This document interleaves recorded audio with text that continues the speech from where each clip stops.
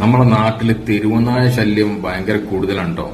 നാട്ടിലുള്ളവർക്ക് പെട്ടെന്ന് അറിയാൻ കഴിയില്ല. കാരണം നാട്ടിലുള്ളവർക്ക് സ്ഥിരം കണ്ട് ഒന്നും രണ്ടും ഇങ്ങനെ കണ്ട് അവർക്ക് അത്ര പെട്ടെന്ന് മനസ്സിലാവില്ല. പക്ഷെ പ്രവാസികളെ സംബന്ധിച്ചിടത്തോളം പ്രവാസികൾ ഒരു കൊല്ലത്തെ ലീവ് 2 കൊല്ലത്തെ ലീവൊക്കെ കഴിഞ്ഞ് നാട്ടിലേക്ക് എത്തുമ്പോൾ താരതമ്യേന പഴയതിനെ അപേക്ഷിച്ചിട്ട് കൂടുതലായിട്ട് നമുക്ക് തോന്നും.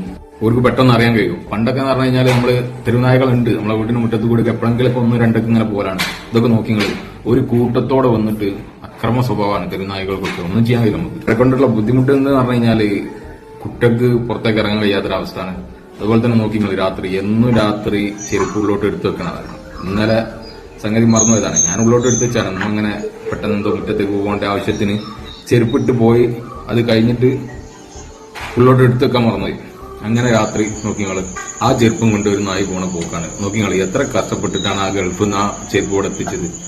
പൂതി തീർന്നില്ല. 1 2 ഇടലിട്ടിട്ടുള്ളൂ. എന്റെ കൊണ്ടായോ എന്താ ചെയ്യാ. അപ്പോ ഇട്ടിട്ട് പൂതി തീർന്നില്ല. ബ്രസീലിന്റെ നല്ല അടിപൊളി സാധനം എന്താക്കാനാണ്. എന്ത് സുഖമാണ് ആ നായിക്ക് ആ ചെരുപ്പ് എടുത്തിട്ടുണ്ടായിട്ടുണ്ടായത് എനിക്കറിയില്ല കേട്ടോ. ഒരു ചെരുപ്പ് മാത്രം. എന്നാ പിന്നെ മറ്റും കൂടി കൊണ്ടായാലും ഇത്ര സങ്കടം ഉണ്ടാവില്ല. എവിടെയെന്ന് വെച്ചിട്ടാ തെറിയാ. പോയത് തന്നെ. എവിടെ തെരഞ്ഞിട്ട് കാര്യമില്ല. എവിടെങ്കിലൊക്കെ കൊണ്ടിടും.